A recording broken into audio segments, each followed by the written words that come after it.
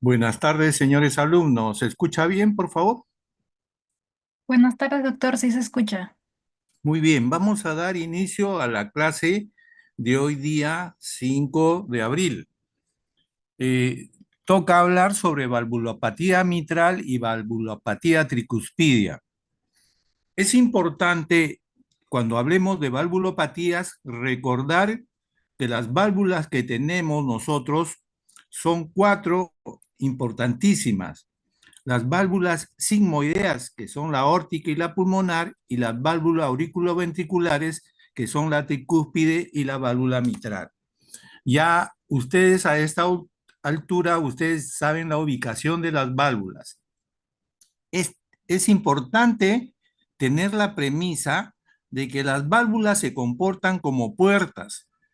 Una puerta bien hecha, una puerta bien estructurada, y su función es solamente de abrir y cerrar, pero debe abrirse bien y debe cerrarse bien para que no deje pasar, ni deje entrar, ni deje salir flujo sanguíneo en este caso.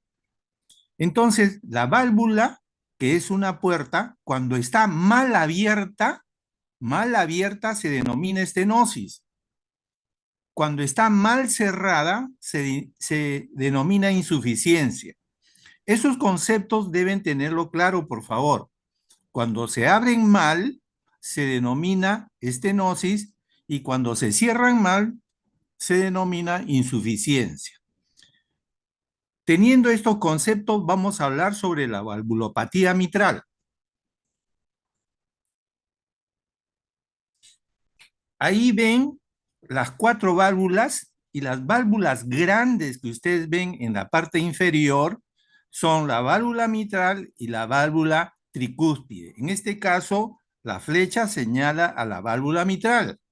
Cuando la válvula mitral no está bien abierta, dijimos que se denomina estenosis mitral. Lógicamente, de acuerdo a la severidad, de acuerdo a la gran dimensión en la falta de apertura, en el tamaño de apertura, los signos y síntomas van a ser en menos o mayor cuantía. Por eso es que debemos conocer el área valvular normal, es decir, la apertura, la boca de la válvula mitral cuando se abre. ¿Cuál es el verdadero valor?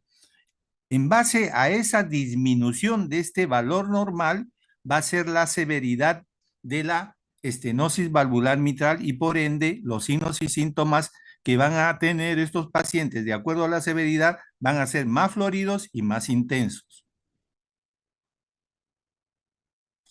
Normalmente el área de la válvula mitral debe estar dentro de esa dimensión de 4 a 6 centímetros. Cuando se reduce a la mitad de su valor, ya está empezando a tener lo que se denomina gradiente. ¿Qué significa? Que hay una gran diferencia entre el área que corresponde a la válvula mitral, pero hay una gran diferencia entre las presiones y volúmenes que están encima y abajo de la válvula mitral. Ahí tienen unos valores aquí que pueden ser arbitrarios de acuerdo al autor, pero no varía mucho en cuanto a ese tamaño. Ahí ustedes van a encontrar por ahí un poquito más las dimensiones, pero más o menos es lo que se ha catalogado. Una estenosis mitral moderada va de 1 a 1,5 centímetros. Fíjense la diferencia con el valor normal que tenemos arriba. Y una estenosis mitral grave, fíjense que es menos de 1 centímetro cuadrado. Imagínense cómo no va a poder salir todo ese flujo que debería ir hacia la aorta. En este caso que estamos hablando de la mitral, debería ser, en este caso, todo el volumen que va de la aurícula al ventrículo izquierdo, y del ventrículo izquierdo hacia la aorta va a salir una cantidad menor, pero por problema que está sucediendo en la válvula mitral. Entonces, hay una definición por fisiopatología. La estenosis valvular mitral es la obstrucción del flujo sanguíneo de la aurícula izquierda al ventrículo izquierdo a través de la válvula mitral mal abierta. ¿Cuáles son las causas? Congénita, adquirida. Antes había una infección que era la fiebre reumática, que era muy frecuente. Es importante tenerlo todavía en cuenta porque si el gobierno, los médicos dejamos de atender esta infección, puede volver nuevamente a ser y causar muchas lesiones en los niños cuando uno no toma en cuenta de este tipo de infección que es el estreptococo beta hemolítico. Lo pongo ahí porque eso era lo que antes era lo más frecuente. Actualmente ahora son congénitos, pueden ser por problemas también infecciosos de otra índole y por problemas de compromiso valvular mitral por alguna índole traumática que puede ser, etcétera, etcétera. La estenosis valvular mitral, entonces, cuando ya está alterada, se va a encontrar con las valvas engrosadas, fibrosas y probablemente calcificadas de acuerdo a los años que ha pasado con este tipo de lesión. ¿Qué sucede? Que hay una fusión de las comisuras. Las comisuras, ustedes ven, cuando se cierra la válvula y están viendo, es como una boca y esa boca debería abrirse ampliamente, pero cuando está estenosada, las comisuras se están fusionadas, están cerradas y la boca es como una boquita de pescado. Cuando abre el pescado, hace una limitación, hace medio redondeado porque es un agujero que queda. Entonces, más o menos esta es la idea de la estenosis valvular que produce ya una obstrucción a la salida del flujo sanguíneo de donde viene, de la aurícula izquierda hacia el ventrículo izquierdo. Ahí tienen los valores nuevamente, pacientes sanos de 4 a 6 centímetros cuadrados, una estenosis mitral moderada, va incrementando la presión auriculoventricular elevada. Acuérdense, si se abre mal la válvula mitral, el volumen que debe caer de la aurícula izquierda hacia el ventrículo izquierdo va a estar limitada, va a estar aguantada, por decir así, porque va a encontrar hacia abajo una puerta mal abierta, una obstrucción. ¿Y qué va a pasar? Se va a retener la sangre un poco y en todo caso la válvula mitral, que está mal abierta, va a representar el obstáculo hacia la aurícula izquierda que va a forzar a la aurícula izquierda a contraerse con mayor fuerza. Es decir, el músculo de la aurícula izquierda va a tener que ejercer mayor contractilidad, mayor fuerza para poder vencer este obstáculo de la válvula mitral. Y en ese andar va a producirse hipertrofia de la aurícula izquierda, porque va a haber una sobrecarga de presión. Pongan atención aquí en este punto, porque aquí el problema es hacia abajo, que la válvula mitral no se abre bien, produce una resistencia. ¿Y qué va a traer como consecuencia? La sobrecarga de presión. Pregunta de examen, pregunta de medicina para concursos. Produce sobrecarga de presión porque va a tener que la aurícula ejercer mayor presión para poder vencer esa resistencia de la válvula mitral mal abierta y poder vencer y el flujo baje hacia el ventrículo izquierdo. Ojo, por favor, en este punto, porque eso va a ser la gran diferencia con las otras valvulopatías. Entonces, cuando hay una estenosis mitral grave, que es menor de 1 centímetro, entonces la presión auricular izquierda se eleva más. Y esta presión que va a ejercer y va a estar en la aurícula izquierda, también va a hacer retener la sangre que viene de las venas pulmonares hacia la aurícula izquierda. Las venas pulmonares, cuando comienzan a llevar la sangre hacia aurícula izquierda, va a encontrar una sobrecarga de presión auricular izquierda que hace retener el flujo sanguíneo de tal manera que también se incrementan la resistencia a nivel de venas pulmonares. Y esto así va hacia atrás. Ojo, que no estoy hablando que el flujo va hacia atrás, le estoy diciendo que las resistencias se van incrementando como cuando se atora un bypass, los carros van deteniéndose y va incrementándose porque hay congestión. Esa es la palabra. Incrementa la presión y va congestionando las venas pulmonares y esto a su vez congestiona las venas capilares pulmonares y por lo tanto hay extravasación a nivel de alveolo, el líquido correspondiente que produce congestión pulmonar y ustedes ya ven la fisiopatología, la sintomatología, la signología de la disnea a grandes esfuerzos, moderados esfuerzos, pequeños esfuerzos, etcétera, etcétera. Si no se trata esto, esto va yéndose hacia atrás, es decir, va al capilar pulmonar, va al capilar venoso, pasa a la arteria pulmonar y esta a su vez va hacia el ventrículo derecho por incremento de presión. No estamos hablando de que regrese el flujo, sino incremento de presión, por lo tanto, va a producir un problema al lado derecho. Muy bien. Acá hay estenosis, otro tipo de clasificación, Cuando hay una estenosis valvular mitral, se incrementa la aurícula y puede romper la arquitectura auricular porque hay una presión, hay una sobrecarga de presión. Entonces puede producir arritmias. Esta ruptura de la arquitectura ya no va a producir una contracción única como es la onda P en el electrocardiograma, sino que al romper la estructura se va a producir una serie de contracciones, mini contracciones que puede dar aleteo auricular o que puede dar fibrilación auricular. Entonces, es importante saber si estamos frente a una estenosis valvular mitral con ritmo sinusal o una estenosis valvular mitral con arritmia, con una fibrilación. Ojo que es más complicado. Cuando tienen arritmias, es más complicado porque puede producir trombos, puede decir coágulos, y esto es una complicación de esta enfermedad.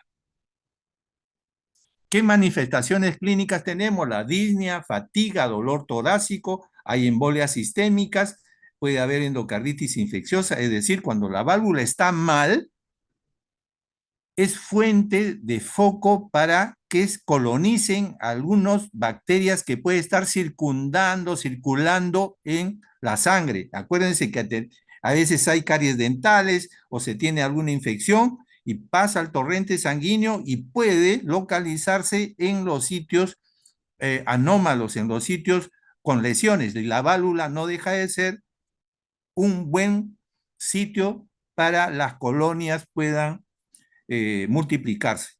Puede haber disfonía, puede haber palpitaciones, puede haber hemoptisis. ¿Por qué hemoptisis? Porque ya le dije, al incrementar la presión auricular, incrementa la presión a nivel de venas pulmonares, incrementa a nivel de capilares pulmonares y puede extravasar sangre dando congestión. Y esta sangre provoca una tos que es hemoptisis.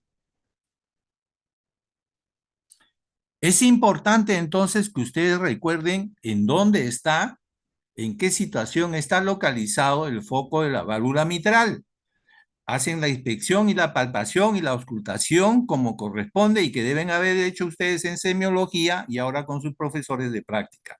Van a encontrar que a veces encuentran un choque de punta incrementado y que el área de la zona donde debe existir en la parte del arco superior derecho, puede encontrar de repente incrementado una masa del área cardíaca mayor. Entonces, lo más importante en la auscultación va a ser los famosos soplos. Los soplos en este caso se va a producir en fase diastólica, porque en fase diastólica es cuando se abre la válvula mitral. Normalmente si se abre bien no debe producir ningún ruido porque no hay obstrucción, pero cuando está mal abierto por causa de una estenosis, de acuerdo al grado de estenosis va a encontrarse un soplo que se produce cuando el flujo, en este caso de la aurícula izquierda, baja hacia el ventrículo izquierdo. Ahí el roce, el golpeteo que produce a nivel de la válvula auriculoventricular que está mal abierta produce un sonido y ese es un sonido que se llama soplo y que va a arrastrar hacia donde va el flujo, es decir, va a arrastrar hacia abajo. A eso se denomina un soplo diastólico que tiene diferentes formas de decir qué tipo de soplo diastólico es.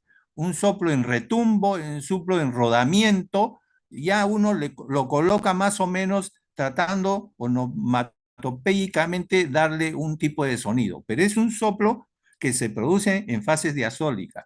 Por ello es importante que cada uno primero aprenda a auscultar a los normales. Todos nosotros, por suerte, todavía seguimos siendo normales. Entonces, ustedes pueden auscultarse en cada momento que deseen los focos aórtico, pulmonar, tricuspidio y mitral, y asumimos que no debe haber soplo, que los ruidos cardíacos suenan tan claramente que en los espacios que hay del primero al segundo ruido y del segundo al primero no debe haber ningún sonido. Pero sin embargo, en los pacientes que tienen problema mitral, en este caso diastólico, van a encontrar que en la fase del segundo ruido al primer ruido, que es la parte diastólica, va a encontrar un sonido que no debería haber, pero encuentra un sonido, y ese sonido es un soplo cardíaco, en este caso por la estenosis, que se produce por rodamiento. Es un sonido como rodar piedras hacia abajo, rápido, porque se produce en la fase de llenado rápido. Cae ahí y después ya viene la contracción auricular si es que todavía no está alterada la arquitectura. Un soplo de Graham-Still se produce en insuficiencia tricuspidia y pulmonar cuando, ya les mencioné, cuando la presión incrementada se traduce a nivel pulmonar, a nivel capilar pulmonar, pasa a nivel capilar ya del lado derecho y puede incrementarse la hipertensión a nivel de la arteria pulmonar y esta a su vez a nivel de ventrículo derecho, provocando este problema del soplito que se produce en insuficiencia tricuspide y pulmonar. Por eso es que ustedes pueden encontrar cuando uno ya ve que está muy incrementada esta patología. Y el tercer ruido de insuficiencia mitral. Siempre el tercer ruido, la presencia del tercer ruido, la presencia del cuarto ruido, me hablan siempre de un problema de insuficiencia cardíaca correspondiente al ventrículo izquierdo. Acuérdense, presencia del tercer ruido, presencia del cuarto ruido, generalmente es problema de insuficiencia valvular, perdón, insuficiencia ventricular izquierda. Aquí tienen el área del foco mitral y cómo va hacia abajo y se irradia. Uno es el foco donde está el área del foco. Y la irradiación es donde el soplo sigue. Y acá dijimos que el flujo va de la aurícula izquierda hacia abajo, hacia el ventrículo.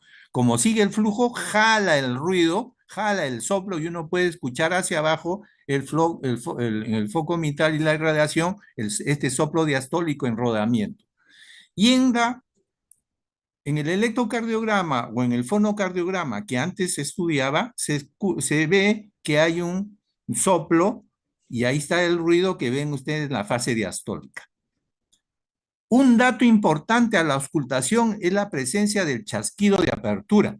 El chasquido de apertura se da entre 0.6 a 0.12 centésimas de segundo de la segunda, del segundo ruido, aparece recién chasquido de apertura. Ustedes pueden ver ahí la C con la H y la A, chasquido de apertura, que se está dando después del segundo ruido.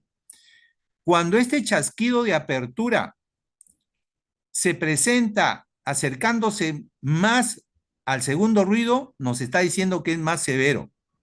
Ese es un dato que antes, cuando se usaba la fonocardiografía o aquellos que tenían buen oído, nuestros grandes maestros, que antes no había más estudios, solamente eso que tenían, desarrollaban mayor capacidad auditiva, por eso es que sabían mucho semiología, y cuando escuchaban que el chasquido de apertura se presenta más cercano al segundo ruido, decían que la estenosis era más severa. Ahí tienen el diagrama, los esquemas para tener una idea. Es importante una teleradiografía del corazón y grandes vasos, antero-posterior y una lateral izquierda, porque antes, cuando no había mucha ecocardiografía o no había la ecocardiografía, los estudios eran en base a un electrocardiograma y a una teleradiografía. ¿Y qué pasaba? Que este arco que ustedes ven mirando de frente en el lado derecho, ahí hay el arco medio que corresponde tanto al botón que corresponde a la arteria pulmonar y corresponde a la aurícula izquierda. Entonces, ese arco se incrementaba. Y en la parte lateral, ustedes están viendo cómo hay, miren, esa protusión, que cuando uno pasa una sustancia varitada en el esófago, cómo este incremento de la aurícula izquierda provocaba este tipo de arco. Y uno con esto podría decir que estaba incrementada la aurícula izquierda para confirmar la patología. Al examen físico, entonces, vamos a tener una facies mitral, un pulso que puede ser normal o débil, dependiendo todo esto de la severidad del compromiso. El soplo diastólico que ya hablamos, el chasquido de apertura, ¿no? Este facies mitral, antes, cuando el paciente no había más elementos como hacer un diagnóstico más rápido, generalmente venían muy tardíamente estos pacientes y ya había un compromiso llamado facies mitral, que era como nuestros conciudadanos que viven en la sierra, que se ponen chaposos, pero se ponen chaposos con un color medio rojizo y violáceo.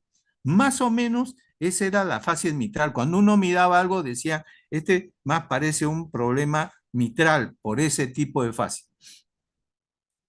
¿Por qué se producía eso? Porque ya había un poco de grado de hipertensión arterial, un poco de compromiso a nivel oxigenatorio, una serie de detalles que más allá no se entendía bien, pero esa era una facies que traía.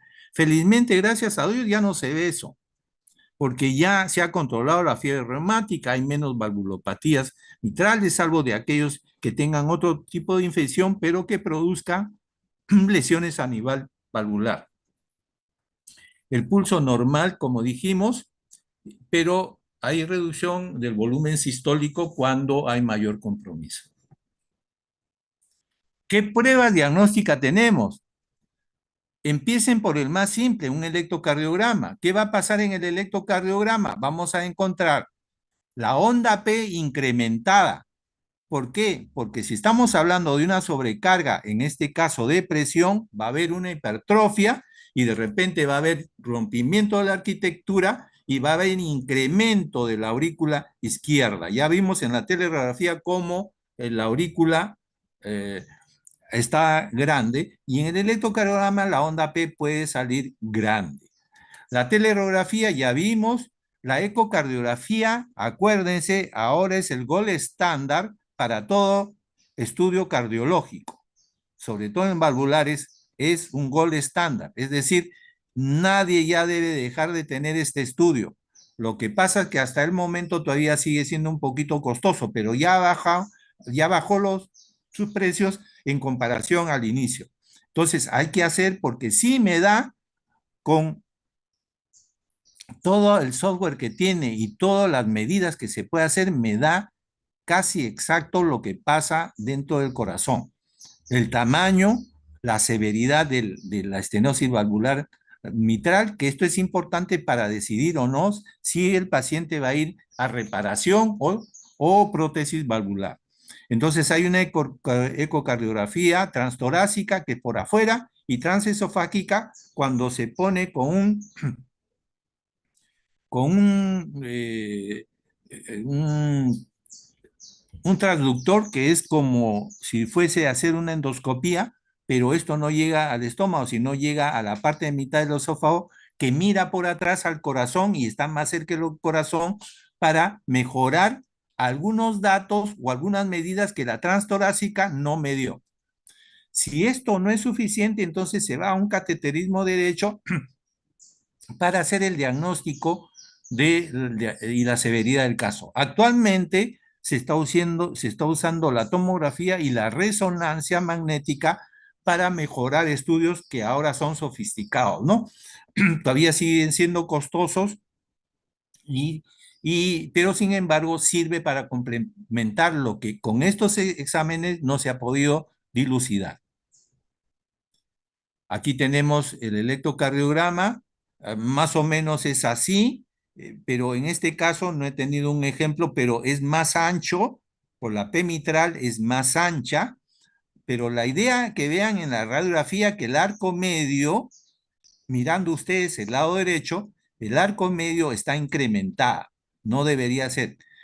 Acá es importante que tomen en cuenta, fíjense que el ventrículo dentro del índice cardiotorácico, el ventrículo no está muy crecido. ¿Por qué? Porque el volumen sanguíneo que debe pasar al ventrículo izquierdo está retenido, es decir, cada vez está menos, y si es más severo está menos. Por lo tanto, no hay un buen desarrollo, un buen volumen del ventrículo izquierdo. Lo que va a estar desarrollado es más la aurícula izquierda. Ojo, que en una radiografía, teleradiografía, fíjense que yo puedo encontrar una gran diferencia. El arco medio incrementado y un ventrículo izquierdo casi dentro de lo normal, o la punta un poco redondeada, pero no incrementada. Cuando estamos hablando de estenosis valvular pura, por favor. Entonces, ¿cuál es la evolución natural? Alrededor del 50% van a ser porque la evolución natural por la edad, porque ya la enfermedad nunca se va a curar, sigue su proceso, hay degeneración, va a provocar probablemente fibrilación auricular, que es una de las grandes arritmias a estudiar, es una de las grandes arritmias incapacitantes porque provoca producción de trombos y esta a su vez que pueden provocar ACVs, pueden producir infarto, pueden producir trombosis en las arterias periféricas, producir trombosis mesentérica y es terrible. Por eso es que estos pacientes ya deben estar anticoagulados. Ahí tienen más o menos lo que se encontró en la evolución. Cuando con las medicinas no va bien, entonces el reemplazo valvular va a ayudar a mejorar los signos y síntomas y de repente si se hace esto a tiempo puede revertir la arritmia y puede mejorar un montón, ¿no? Pero eso hay que hacer un estudio concienzudo en cada paciente. Tratamiento, régimen higiénico dietético, siempre acuérdense, alumnos, siempre acuérdense que el tratamiento empieza primero con un tratamiento médico o no farmacológico o con régimen higiénico dietético o con los cambios de estilo de vida que ustedes ya han escuchado antes. Siempre el sodio no es bueno, hay que bajar el sodio. Aún estemos normales, hay que acostumbrarse a bajar el sodio. La restricción de ingesta de líquidos, bueno, esto es para los pacientes ya, pero en un normal hay que tomar líquido, pero en los pacientes, ¿por qué? Porque hay una sobrecarga, hay una congestión pulmonar. Evitar sobreesfuerzo, lógicamente, porque ese corazón está entrando a un grado de insuficiencia. En el tratamiento farmacológico hay mucha farmacología, hay muchos medicamentos nuevos que van mejorando y cada vez esto va a salir. Acá les hablo de algunos, pero cuando ustedes lleguen a internado probablemente van a encontrar otros mejores que los que hay ahora. Ahora se está usando beta bloqueadores, se está usando digitálicos en poca cantidad porque el digitálico, aprendan siempre que cada medicamento tiene efectos colaterales. Si bien es cierto, pueden actuar sobre las arritmias, pero si uno da dosis y no mide eso, puede provocar otros efectos que más bien pueden ser deleterios. Es importante la anticoagulación. La warfarina siempre ha sido un medicamento de batalla, un medicamento básico. En la actualidad hay medicamentos que han mejorado su función de esto, como los NACOS, los nuevos antiadherentes, nuevos anticoagulantes, como son el Rivaroxaban, hay Dabigatran, hay Apixaban, hay Endoxaban, pero estos cuestan un poquito más y el gobierno todavía no lo tiene comprado. Entonces, ¿qué se usa? La warfarina. ¿Cuál es el problema de la warfarina? Que hay que estar midiendo el INR, que es un indicador a nivel universal e internacional de cómo está su coagulación. ¿Para qué? Para no pasarnos, porque hay que tener la anticoagulación entre 2 y 3 dentro de un rango normal, porque si está menos de 2 no está anticoagulando y puede provocar trombos. Y si se pasa más de 3 pueden, algunos que son más sensibles, que con 4 ya pueden estar haciendo sangrado. Entonces, es muy inestable. Además, hay alimentos como las verduras verdes que alteran su metabolismo y puede, en todo caso, confundir y dar una anticoagulación mayor si es que el paciente no toma en cuenta. Entonces, la warfarina sigue siendo bueno, es muy bueno si es que uno controla adecuadamente, pero los NACOS son mejores en la actualidad para la practicidad. Cuando hay arritmias, puede recurrirse a una cardioversión. Ya en el ejercicio que van a tener en el taller de electrocardiografía, probablemente ya han hablado de cardioversión. Pero se hace la cardioversión cuando es reciente la arritmia. Cuando ya es crónica, es bien raro que revierta.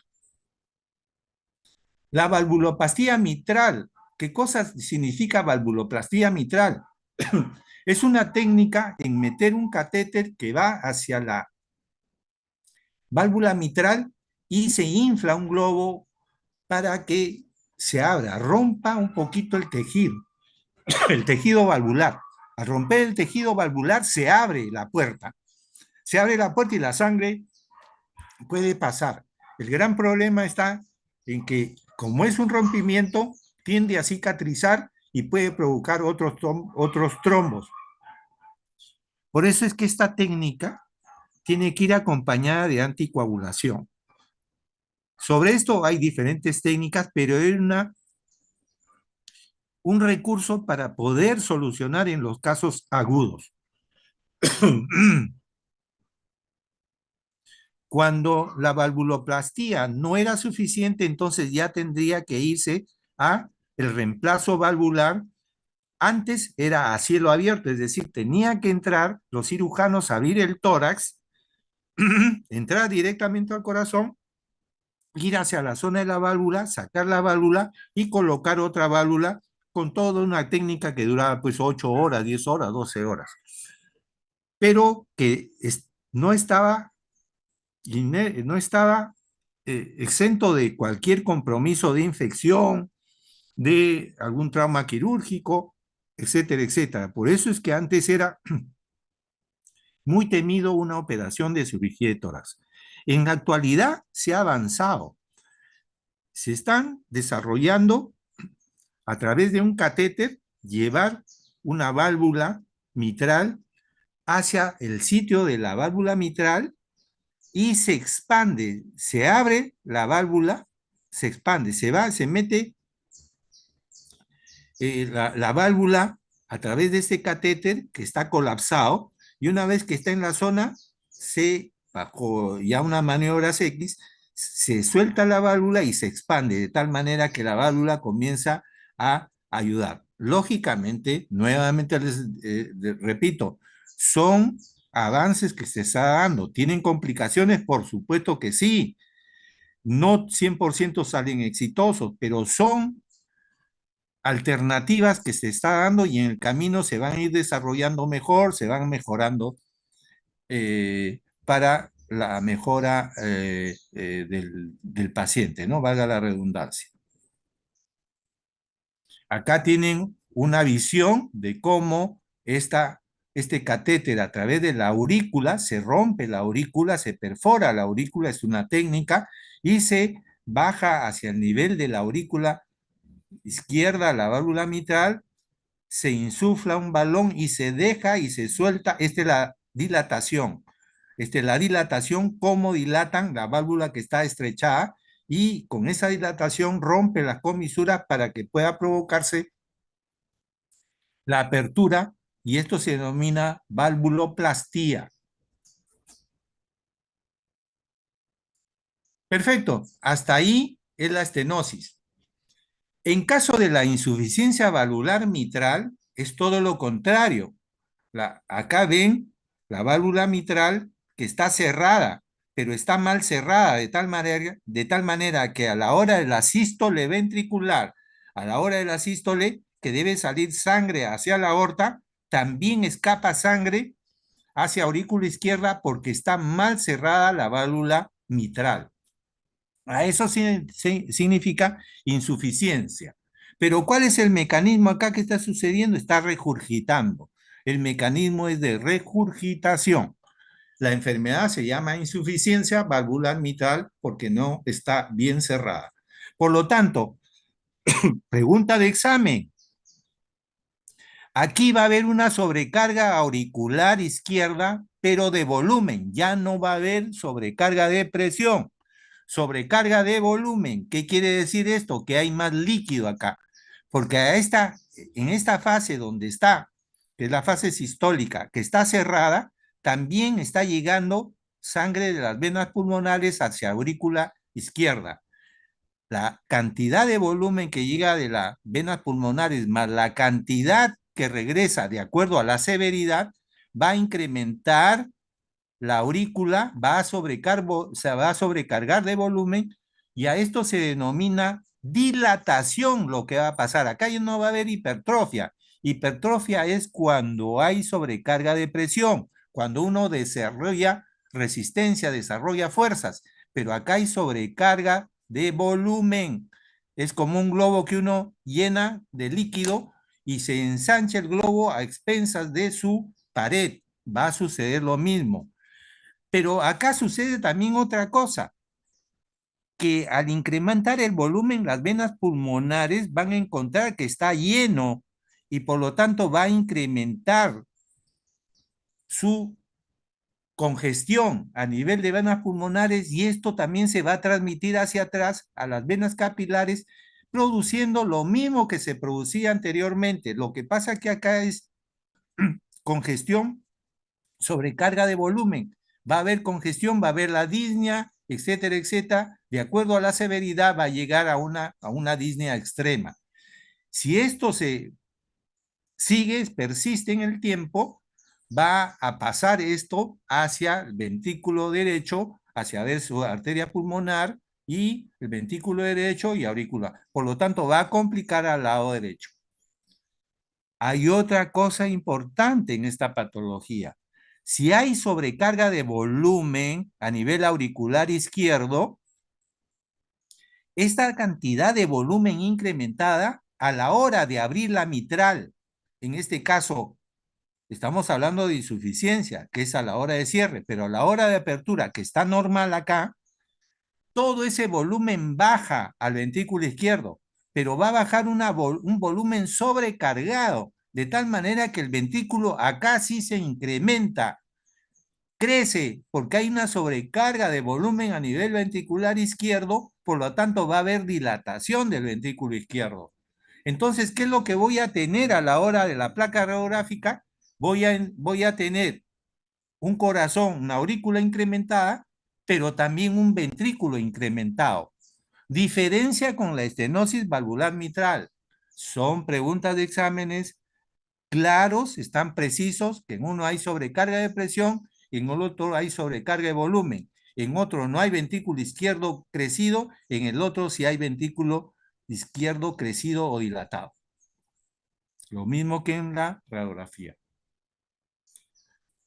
¿Cuál es la definición? Flujo de sangre del ventrículo lateral izquierda durante la sístole. La valva, pues, ¿cuáles son las causas? Pueden haber infecciones, roturas, prolapso de válvula mitral, cardiopatía reumática. Todo esto puede provocar la insuficiencia valvular mitral. Antes, como le decía, era la fiebre reumática la primera productora.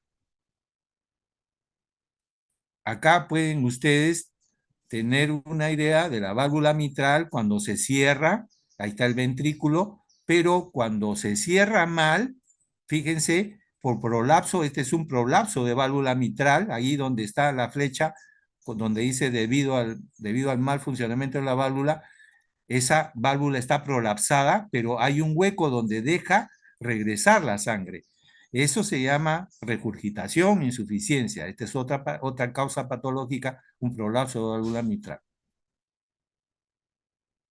Entonces, es diferente una insuficiencia valvular mitral crónica donde el paciente puede tolerar, puede compensar. En cambio, cuando es aguda, cuando es por un infarto de miocardio, donde rompe la válvula, donde rompe el músculo papilar, y al soltarse el músculo papilar suelta la cuerda tendínea, que es la que aguantaba el velo mitral, y al soltarse va a ser como una banda, como una tela que está flotando ahí, que está flapeando, y va a producir una insuficiencia, regurgitación, volumen en forma aguda. Ahí es donde se complican, porque el corazón no está acostumbrado a manejar volúmenes en diferentes cámaras de un momento a otro. Y generalmente este es un compromiso, una complicación del infarto de miocardio agudo que hablamos ayer. Entonces, por eso son casos que estos ya van a unidad coronarias, trauma shock, donde ya se tiene que actuar de otra manera. Entonces acá tienen algunas causas: prolapso de la válvula mitral, como hemos visto, cardiopatía reumática, como les mencionaba, la cardiopatía isquémica, como el infarto, dilatación del ventrículo izquierdo por cualquier otra causa, puede haber miocardiopatías dilatadas, ¿no? Y ahí tienen algunas congénitas, pueden hacer con problemas también. Entonces, acá hay otro tipo de clasificación, puede usted revisar. Y acá tienen la fisiopatología, la insuficiencia valvular mitral que da reflujo del ventrículo hacia la aurícula, habiendo sobrecarga de flujo. Entonces, al ver esto, depende de la presión sistólica del ventrículo izquierdo, si hay mayor o menor flujo. Y depende del tamaño, es decir, de la severidad de la insuficiencia valvular mitral para ver cuánta cantidad de volumen regresa, ¿no? Y cuando se bota la sangre hacia el ventrículo izquierdo, entonces puede incrementar el volumen en el ventrículo izquierdo, incrementar su cavidad a base de la dilatación y provocar una insuficiencia ventricular, pero por sobrecarga de volumen. Entonces queda disnea, soplo. ¿El soplo en qué fase va a ser? Como es fase sistólica, generalmente el soplo es holosistólico, es decir, todo el tiempo, todo en la fase sistólica, es decir, del primer ruido al segundo ruido, en ese espacio es donde se puede escuchar este soplo, y el soplo es más agudo, en chorro, mientras que el anterior era más grave, en un sonido más grotesco. En cambio, este es un chorrito, es más fino. Y de acuerdo, lógicamente, de acuerdo a la severidad, yo puedo encontrar pansistólico o holosistólico, o puede encontrar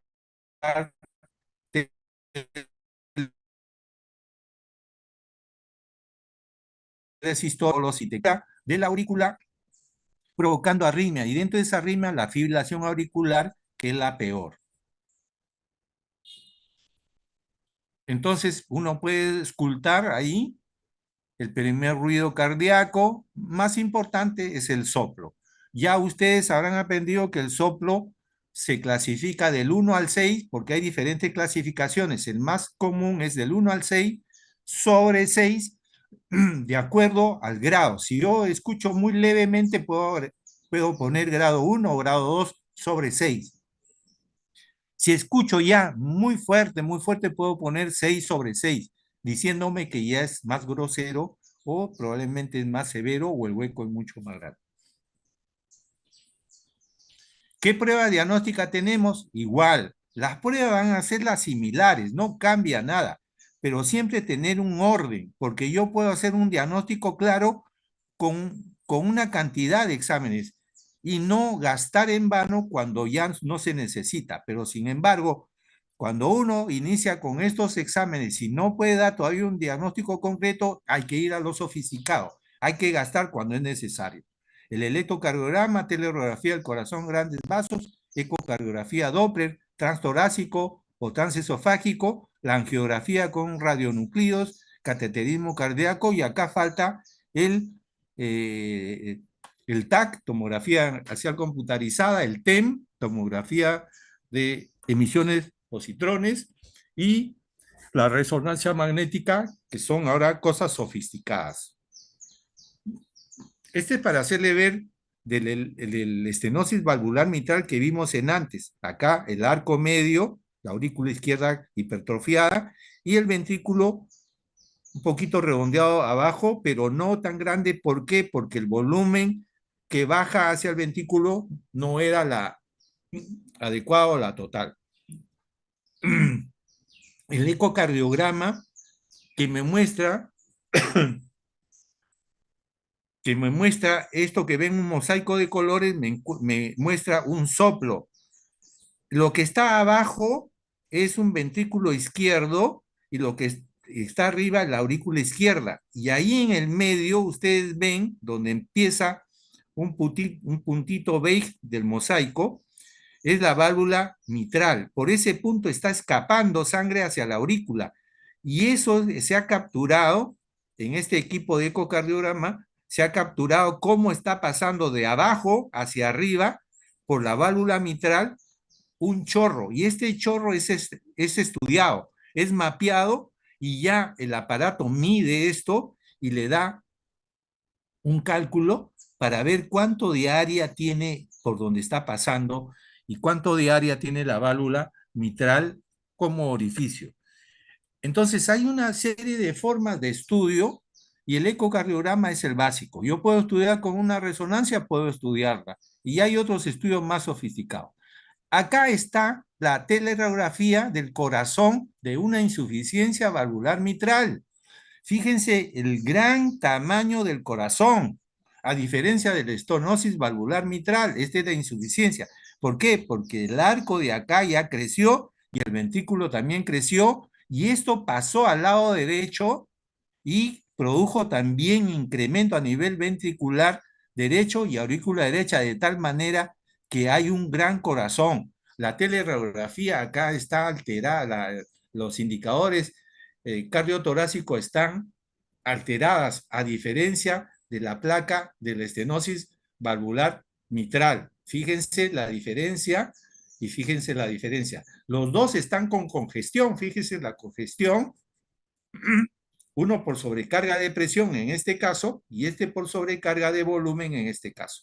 Siguiente, este nos dice que hay muchos catéteres para medir la presión pulmonar. Uno de los catéteres es el catéter Swan-Ganz, que se mete por la subclavia, por una arteria, por una vena y va hacia el pulmón para, aquí ustedes pueden ver ahí abajo, ese catéter negro que va hacia la arteria pulmonar, se enclava y mide esas presiones.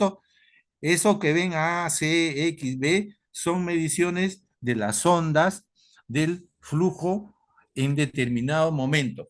Entonces uno ve la capilaridad pulmonar. Normalmente debe ser de 5 a 12 la parte venosa. Si se incrementa, y estamos hablando de congestión. ¿Para qué sirve eso? Para que cuando uno restituya volumen, uno en base a esto se puede estar dando cuenta si está incrementando la capilaridad pulmonar y puede haber congestión al nosotros incrementar o meter volumen en el individuo. Entonces, con estos parámetros hemodinámicos uno puede dar con seguridad volumen, restituir volumen. ¿Cuál diagnóstico diferencial en un cuadro agudo? Hay que ver un infarto de miocardio complicado, una insuficiencia valvular aórtica, embolia pulmonar, cardiopatía restrictiva, ¿no? Cuando es cuadro agudo y cuando es crónico, podemos pensar en una estenosis valvular aórtica, cardiomiopatía obstructiva, y hay varios como cardiopatía congénita, ¿no? ¿Cuál es el tratamiento? Empezar por el no farmacológico, irse en caso agudo digitálicos, ya tiene que ponerse en un ambiente de unidad cuidados coronarios o generales. Hay unos equipos, aparatos con globo de contrapulsación intraórtica que sirve para manejar ya en caso de insuficiencia cardíaca, manejar mejor el tratamiento, dar oportunidad a que el corazón mejore. Esto vamos a ver bien casualmente en insuficiencia cardíaca. El grupo que va a hacer esto va a hablar sobre todos los procedimientos que se hacen en insuficiencia cardíaca. Pero esto ya son cosas de ayuda para salvar al paciente en casos críticos, ¿no? Si ya con esto no se puede, hay que estar pensando en la reparación quirúrgica. Ahí ya entra todo lo endovenoso, en caso agudo estamos hablando, antibióticos si es que hay una causa infecciosa. Quirúrgico cuando no es posible controlar la insuficiencia en tratamiento médico. La valvuloplastía mitral cuando uno puede coser el anillo valvular para que lo que está abierto se junte un poquito más. Son alternativas, no todos pueden llegar a ser exitosos, pero son alternativas. En caso de crónico, digitálicos, cardioversión, si es que vemos que hay oportunidad en que revierta la anticoagulación, definitivamente son patologías donde tiene que haber la anticoagulación por el tipo de arritmia que presenta, ¿no? Cuando antes había la fiebre reumática, la penicilina G-benzatínica podía darse. Ojo que no estoy diciendo que la fiebre reumática ha desaparecido, sigue habiendo, pero ya no es generalizado. Y antes este era la medicina que iba bien, que hasta ahora va bien, ¿no? Y que en estas unidades se colocaba una vez mensual. Entonces, el tratamiento quirúrgico cuando con las anteriores no va mejor, valvuloplastía y reemplazo valvular mitral. Acá tienen una idea de cómo se está reparando una válvula, se sacó la válvula y acá ya está sin válvula. Entonces se está cosiendo alrededor de todo el anillo mitral, ahí ven, se va poniendo hilos y una vez que se pone hilos se va cosiendo después la válvula para después bajar la válvula hacia ese agujero que corresponde al lugar de la válvula mitral. Acá, fíjense, ya llegó acá la válvula mitral, ahí tienen ya colocada, ¿no? Puesta y al lado, alrededor, hay un anillo que también se ha colocado para reforzar. ¿De acuerdo? Ahora, esto es un ejemplo para ver cómo se hace un reemplazo valvular, pero en realidad este no es mitad. Si ustedes se dan cuenta acá, la válvula tiene 3 velos, ¿no? Entonces no sería mitral, pero esta es una idea para tener en cuenta. La reparación percutánea de la válvula mitral, ya les dije que hay otra alternativa que se mete una válvula que está colapsada a través de un catéter, fíjense por dónde va, ¿ven? Y ese catéter tiene que llegar al otro lado para soltarlo y para que se expanda así como está acá, para que se expanda a nivel. Esto es a nivel aórtico, si ustedes se dan cuenta está a nivel aórtico y acá al costado que ven esa orejuela, ven ahí es la mitral, pero más o menos la idea es que lleva una válvula y que puede soltar a nivel válvula mitral y expandirse y trabaja. Son medidas que están en evolución, están mejorándose, pero son alternativas. Pronóstico, entonces, todo depende del momento en que uno llega en esta enfermedad. Sabemos que que un paciente que ya tiene esta enfermedad, el curso va a seguir. Lo único que con las medicinas, lo único que hace es enlentecer su evolución natural, ¿no? Bien, hasta aquí lo que